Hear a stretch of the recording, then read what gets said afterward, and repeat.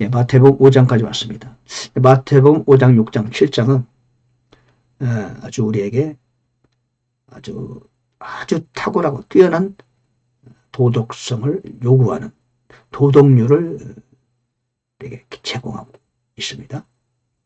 한번 살펴보면서 그 의미가 무엇이고 오늘과 어떤 관계가 있는가 우리와 같이 공부해 보겠습니다. 예. 마태복음 5장에서 5, 6, 7장 전체 다 포함해도 마찬가지죠. 메시지가 완전한 자가 되라. 그게 메시지입니다. 저는 그렇게 봤습니다. 5, 6, 7장을 전체를 한마디로 뭐라고 할 수 있느냐. 예수님께서 우리에게 요구하시는 건 뭐냐. 완전한 자가 되라는 겁니다. 그게 메시지입니다. 5, 6, 7장을 한마디로 표현하면 완전한 자가 되라. 첫 번째 소제목은 복 있는 사람은 어떤 사람인가. 두 번째는 빛과 소금이 되라. 완전한 자가 되기 위한 부분적인 거죠. 세 번째는 완전한 자가 되기라고 오셨다는 거예요. 율법을 폐하는 게 아니고 성취하러 왔다. 율법은 뭐냐? 우리에게 완전을 요구하는 게 율법이거든요. 네 번째, 너희도 완전하라. 한번 살펴볼게요. 그러면 주님께서 왜 우리에게 완전을 요구하느냐? 과연 우리는 완전해야 되느냐? 당시 유대인들은 완전할 수 있었느냐? 일단은 아니죠. 그들은 완전할 수 없어요. 마태복음 5, 6장을 지킬 수가 없습니다. 불가능하죠. 지킬 수 없는 거를 지금 말씀하신 겁니다. 예수님께서. 왜 그러셨을까요? 이유가 뭘까요?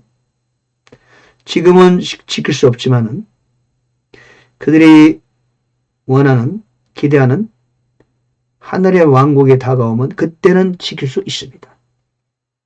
네, 그때는. 우리는 이미 구원받았어요. 구원받은 게 끝난 게 아니고 구원받은 다음에 성령이 내 안에 오시기 때문에 우리도 마태복음 5, 6, 7장을 지킬 수 있습니다. 할 수 있어요. 왜? 완전한 자가 될 수 있습니다.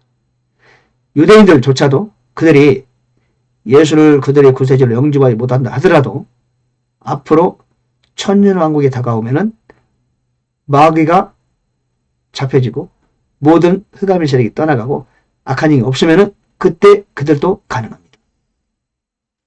가능한 이야기를 하고 계신 겁니다. 그러니까 마태복음 5, 6, 7장은 지킬 수 없는 것을 지키라는 게 아니에요. 오늘날 교회는 그러면 지키지 않으면 어떻게 되냐. 지키지 않아도 구원과는 관계없어요. 다만 주님께서 우리에게 원하시는 바예요. 그러나 유대인들이 만약에 눈에 보이는 역사적인 천년왕국 들어갔을 때는 그걸 지켜야 돼요. 그게 법이에요. 그거는. 그러면 지키지 않으면은 안 되게 돼 있어요. 그렇게 이제 그런 식으로 접근해야 되는 겁니다. 자, 복 있는 사람, 영이 가난한 자 복이 있대. 우리에게 해당돼요. 우리에게도 해당됩니다. 영이 가난한 자 복이 있어요. 유대인들에게도 해당돼요. 그들은 지금 눈에 보이는 천년왕국 같은 나라를 기다려요. 하늘의 왕국이라고 그래요.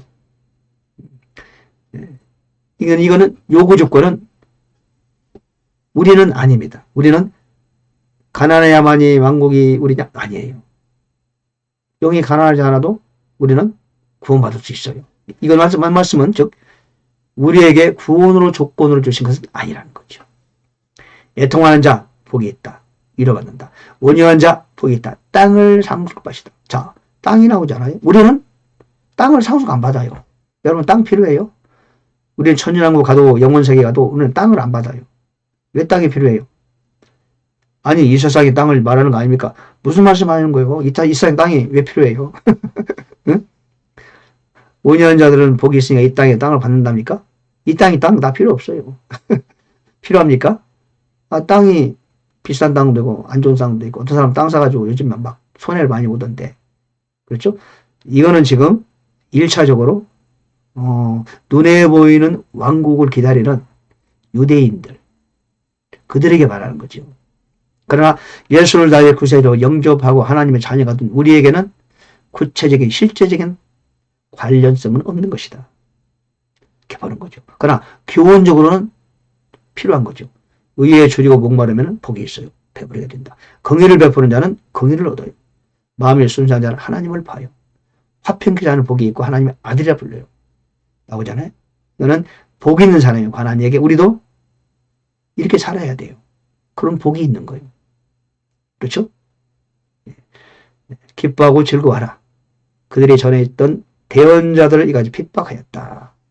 우리가 만약에 복음을 전함으로 핍박하던 건 복이 있는 거죠. 그거 아주 복 많이 받는 거죠.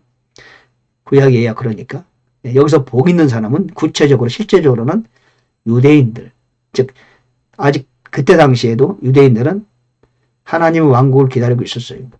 그래서 여러분 제자들도 사도행전 1장에서 나라를 회복할 때가 그때입니까? 그 말이 바로 그걸 말하는 겁니다. 로마의 속국에 있었으니까 이제는 하나님이 그들에게 약속했던 실제적인 좋은 왕국, 그걸 기다리고 있었습니다. 그때 주님이 뭐라고 하셨어요? 아니야, 그건 가짜야 라고 말씀 안 하셨죠? 그건 하나님에 속한 일이야. 그렇게 말하는 거죠. 네, 유대인들이 예수를 나의 구세주로 영접하지 못한다면은 지금 유대인들이 예수 믿는 사람은 1%도 안 됩니다. 이스라엘은 한 2% 되는데 그들은 다 유대인은 아니에요. 유대인이 예수 믿는 사람은 약 0.5% 정도. 그들은 예수 안 믿습니다. 그들은 다 눈에 보이는 실제적인 나라를 상속받게 됩니다. 그들에 관한 이야기가 바로 이 얘기고, 마태는 바로 그걸 염두에 두고 마태복음을 기록한 거죠. 빛과 소금이 되라. 소금이 만일 제 맛을 잃으면 무엇으로 짜게 합니까? 우리에게 해당되는 얘기 아닙니까? 등불을 켜서 등잔 위에 두는 것이다. 그래서 사람들에게 빛을 줘라. 너희도 이렇게 너희의 선한 행위를 보고 하늘에 계신 아버지께 영광을 돌리게 하라. 아버지의 이름이 거룩히 여김을 받소서 라고 기도하지만 아버지의 이름이 거룩히 여김을 받게 하려면 바로 우리가 빛과 소금의 역할을 잘 해야 된다. 세 번째, 율법을 성취하러 오신다. 17절, 내가 선지자나 대언자들, 율법이나 선지자의 글을 폐하러 온 걸로 생각지 마라. 나는 폐하러 오지 않고 성취하러 왔노라. 하늘과 땅이 없어지기 전에는 율법에서 1.1획도 결코 없어지지 아니하고 마침내 다 성취되리라. 그런 말씀이죠. 하나님이 원하시는 뭐냐? 구약의 율법이 다 성취되기를 원해요. 즉 10계명이 다 성취되는 것을 하나님이 원하시는 거죠. 우리는 어떤가요? 교회는 구원과는 직접 관련은 없어요. 왜? 구원은 예수 그리스도 십자가로 구원받아요. 믿으면 돼요. 성령의 날에 오셔요. 다만 그 다음에 단계로 구약 10계명을 대표로 하는 율법을 이뤄내야 돼요. 이건 우리의 의무 또한 책임이에요. 율법을 뭘로 다 한변으로 말할 수 있죠? 율법을 한마디로 말하면 하나님을 사랑하는 것, 이웃을 사랑하는 것. 그것이 우리의 의무입니다. 그에 따라서 상을 받게 되는 거죠. 그런데 천년왕 왕국에서 살아가는 실제적인 나라를 상속받는 유대인들에게는 이걸 다 실제적으로 그들이 이루어야 돼요.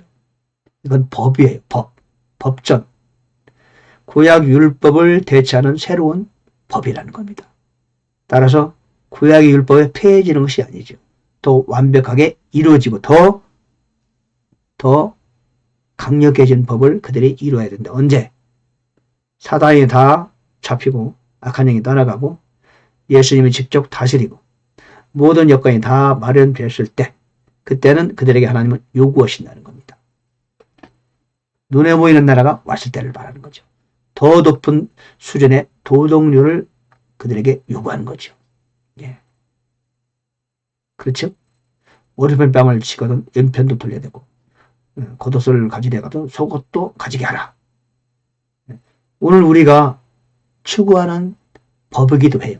그러나 우리는 이것이 이루지 못한다 해서 어떤 벌을 받는 건 아니죠.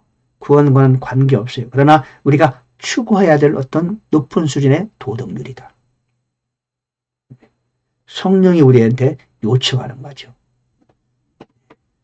그래서 아버지의 완전하신 같이 너희도 완전하라. 48절, 그러므로 하늘에 계신 너희 아버지께서 완전하신 것 같이 너희도 완전하라.